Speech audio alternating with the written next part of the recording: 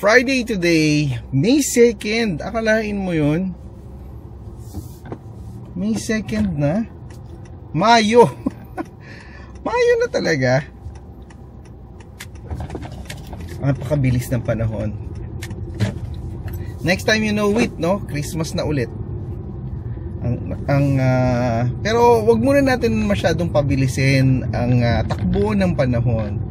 Enjoy natin tong season na alam natin magkakaroon tayo ng mga picnic, yeah. At sana magkaroon din tayo ng pagkakataon na makapag libot naman na makasama natin si mommy at daddy sa ating pag-iikot dito sa British Columbia. Wow, British Columbia talaga, mukhang may plano. Minamanifest lang naman natin, hindi naman natin, wala pa tayong eksaktong plano. Tayo ay nagbibigay lang ng mga hint sa universe at it's up to the universe kung magkakatotoo man ito. Gusto lang natin magbigay ng yung mga sana maiplano natin, mabigyan natin ng kaukulan na panahon, kaukulan na funds. Kasi nga napakadaming pangyayari, and I think you've seen it in some of our vlogs, no? In the other vlog niya, sana napanood nyo na, no? Kung hindi nyo pa napapanood yung vlog natin with Tyrone Degs, maraming salamat nga pala kay Tyrone sa pagpapaunlak sa ating request to try out ang kanyang karera, kumbaga, no? Or kanyang trabaho. Ang point lang naman natin is mabigyan kayo ng kaukulan na impormasyon para makapag-decide kayo kung nararapat ba sa inyo yung ganong klaseng trabaho. And magandang opportunity din kasi Can you imagine yung ganong klaseng trabaho, kayang bumuhay ng pamilya? O di ba? Saan ka pa? No? Nang ikaw siya lang ang nagtatrabaho parang kumbaga breadwinner, no? Kumbaga breadwinner si Tyrone, meaning ang income talaga is nanggagaling sa kanya, 'di ba? So siya ang bumubuhay ng kanyang pamilya at nasusustentuhan naman niya yung mga pangangailangan, no? Knowing na meron silang 2 anak, no? Hindi biro ang magkaroon ng anak dito sa Canada, ha? Magastos. Sabi ko nga sa inyo, equivalent na siya ng mortgage na tawag dito. Majority ng mga tao parang para ka bang nangungupahan or bahay ang equivalent pagka nagkaroon ka ng anak dito sa Canada. Anyway, alas 8 na ng umaga, and sabi ko nga, tuwing Friday, no, medyo nakakatuwa dahil ang parking hindi ganun na ka-restricted. Diba? Restricted. Dahil basta medyo maaga-aga kapag Friday, madami kasing tao siguro nag-work from home na lang kasi nga napakahirap mag-park sa opisina. Hindi ko pa alam kung magla-lunch ako kasama yung office mate natin, dahil napag-isipan ko lang na meron na palang event si Joy, so meron silang lunch doon sa kanyang seminar na ina-attendan. So tayo naman, since meron siyang activity at seminar, kahanap tayo ng sarili nating gala. Anyway, mamaya nga pala mag-i-email tayo sa realtor natin, kasi ang ginawa natin is nag-compute tayo ng mga kakailanganing gawin doon sa results na nakuha ng inspection, and gagamitin natin yon sana to leverage big term, para at least ask lang natin yung seller kung kaya bang mababaan yung presyo, just because kailangan nating gumastos ng mga gantong klaseng mga bagay. Yung isa ko, parang yung walling ng shower, yung base ng shower, more on plumbing, to include yung water heater, kasi yung water heater, akalain mo 20 years old na. Ibig sabihin, it's well maintained. However, ang sabi sa akin is may concern daw pag kumuha ka ng insurance. Normally, they would ask you to replace it because yung insurance, ayaw nilang, of course, di ba? Ayaw nilang magbayad. Or baka bigyan ka ng mataas na premium kung ipapakover mo yung ganong klaseng equipment knowing na matanda na siya. So, yun lang muna. Mamaya pag-usapan natin yan more para mabigyan kayo ng impormasyon on paano ba yung mga negosasyon na mga nangyayari sa mga ganyang bagay. Uwian na, TV fam. 503. Sige, magbigay tayo ng konting insight sa inyo, no? Regarding my observation working in a public sector company. So tama nga yung sinasabi nila, no? Medyo if you're going to compare yung difference between private and public, really boils down to the process. And nasasabi natin yan sa kadahilan ng pagka nasa public sector ka kasi, medyo madaming masyadong, how do you put it?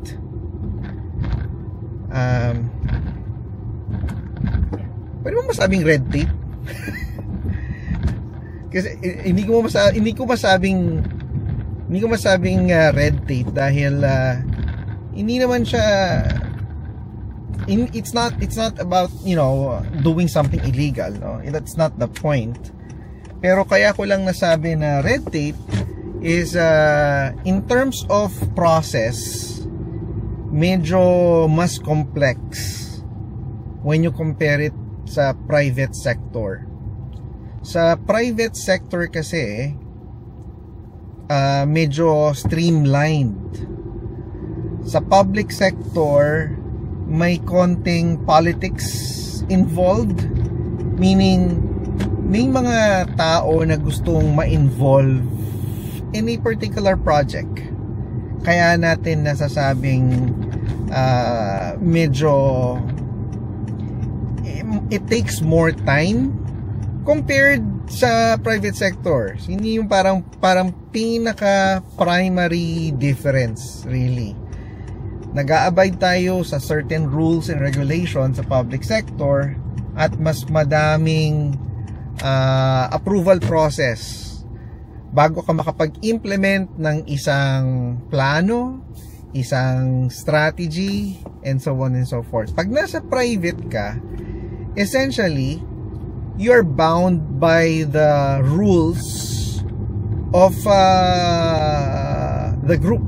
Essentially, kung halimbawa meron kang director or kung ano may napag-agrihan nyo, yun yung essentially gagawin mo. So, mas mabilis ang process ng pag-approve, mas less yung mga tao na parang, uy, ano nangyayari dyan? Pwede ba ako sumali dyan? Uy, pwede ba akong maka-access sa mga ganitong files, no? So, yung mga ganyang klaseng request and ask, it usually happens sa public setting. And yan yung parang nakaka-complicate ng mga bagay-bagay. So, ayun lang, napansin ko lang na observation ko, being in the public sector for what? Close to 7-8 months na? 7-8 months na? And essentially, yan lang ang ating napansin sa mga experience natin, no? So pauwi na tayo ngayon, and again it's Friday. Yay, happy Friday sa inyong lahat. I just hope, no, mas mapadalas na yung ating pag-upload. Medyo gusto ko lang makakuha ng information, no, kung meron kayong mga comments regarding sa mga videos na pinapublish natin. you know, I would really appreciate, no, na makapagsabi kayo, oh, I like this vlog, you know, keep on doing this type of vlog, para makapagbigay tayo ng kaukulang mga videos na medyo na-enjoy nyong panoorin or gusto nyong gawin natin. But as for now, gusto ko lang i-share sa inyo yung mga daily na ginagawa natin, yung mga challenges, no? Good news or bad news na nakukuha natin. Hopefully, maraming good news pa ang dumating. And sana makapulutan nyo ng aral, kasi yung mga na-experience natin, real life naman yan eh. Kumbaga, yun yung talaga yung totoong ginawa namin. Halimbawa, na-experience namin at mga naging plano natin. Ngayon nga, parang ang temperature is nasa 20s. Nasa 20s na. Kalahin mo yun. So, baka pwede na tayong mag-picnic. Yung iba nga, nakikita ko, naghahanda ng mag-camping na hindi pa natin nasusubukan. Shoutout nga pala sa Guzman family dahil nakapag-camping sila sa magandang lugar. Sana ma-experience din natin yun. Hindi ko nga lang alam kung matutuwa ba ang mga kasama natin sa ganong klaseng activity. Anyway, ano to? Mayroong balcony cleaning. May 12 and 13 and 14. So, kailangan mag-remove na naman tayo ng gamit. So, yan ang gagawin natin. Excited na nga tayo at nagbibilang na tayo ng oras. Ngayon pa lang, nagpaplano na tayo. Ano ba yung magandang gawin? Ano ba yung magandang bilhin? Para sa lilipatan nating bahay. Hello? Hello TV fam. So, ito bali yung complex. Yung nakikita nyo dyan sa left side. This complex here. Yan ang inaay natin na property. And so, siguro magtataka kayo anong ginagawa natin. Kasama natin yung buong pamilya. Yan si Clark. Ayan si Cal. Ayan si Clark. Ayan si Joyce. So, titignan natin yung ruta papunta sa school. Alamin lang natin kung talagang walking distance ba talaga siya, para ma-familiarize natin yung magiging ruta ni Clark pag pumasok na siya sa kanyang magiging bagong school. Ayan bale. Pangalan is Windsor Gardens. Ayan. So, hahanapin natin. Ang sabi nila, meron daw ditong alley na pwede mong pasukin and then tatagos na siya papunta doon sa school. So, si Joyce nag-timer na siya kung ilang minutes walk ba if ever iahatid si Clark nang naglalakad. Yan. So far ka, anong tingin mo doon sa sa property?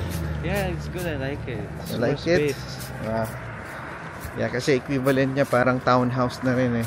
So hindi pa ba ito yun? Kala ko ito na yun. Tumawid doon o saan mo? Kasi akala ko ito yun eh. So, we'll see. Pamaya pa uwi, i-measure natin ulit kung anong mas maging ayos na lalakarin. So, ito na bale. This is the street. Ito yung alley na dadaanan mo para makapunta ka sa Ferris. Yan. Kung saan mag-aaral si Clark. I'm supposed to show you the playground. Yan. I'll go home. And maybe as an added info, medyo natutuwa din kami dahil yung dating teachers ni Chelsea dito na bali nagtuturo. So dito na sila lumipat. And first time nilang mami-meet si Clark. Right, Clark? Wala pa sa mood, kagigising lang kasi. Ito pala yung back end. So, okay. So, hindi nga ganun kalayo. Ang tanong, saan ang puntahan ng entrance? Okay. So, ito rin school. Ayan. ko pwede end yung time kasi na ayaw na. Yeah, makuha mo yung real time. Ayan, dyan bali yung magiging drop-off loop. Pag magbababa ka ng estudyante, maghahatid ka. Ayan. That's it. Interesting lang. Parang maninibago ka kasi parang masyado na tayong na-immerse sa General Curry. Ngayon parang ibang environment, iba yung itsura. Yeah. We're hoping na maayos kasi dito nga yung previous teacher ni Chelsea lumipat dito. Bali dalawa sila. Yan. Pero at least yung road parang hindi siya high traffic. Yan. 43. So, ilang minutes yun? 8 minutes. 8-minute walk. Considering na ano yun, walang, what do you call this? Walang masyadong tao, tayo lang. Wala na sa harap natin. Yung inano natin. Pace, walking pace ni Clark. Dad, grow up. Huh? Dad, grow up. Can you grow up? Lang siya sandali. Okay. So, ang only downside is para makapunta ka sa school na to, kailangan mong tumawid ng medyo high traffic road, which is yung Blundell. So, medyo sa any time of the day, medyo high traffic siya eh. Dahil considered siya one of the main routes going to, let's say, from number 3 to number 2 road and to other complex areas. So, yun lang yung parang downside doon. Kasi doon sa area namin, tahimik, less traffic talaga para makarating ka sa school. Dito, something for you to consider or something for us to consider. City of mine, how I love the city of mine. It never gets me down. City of mine.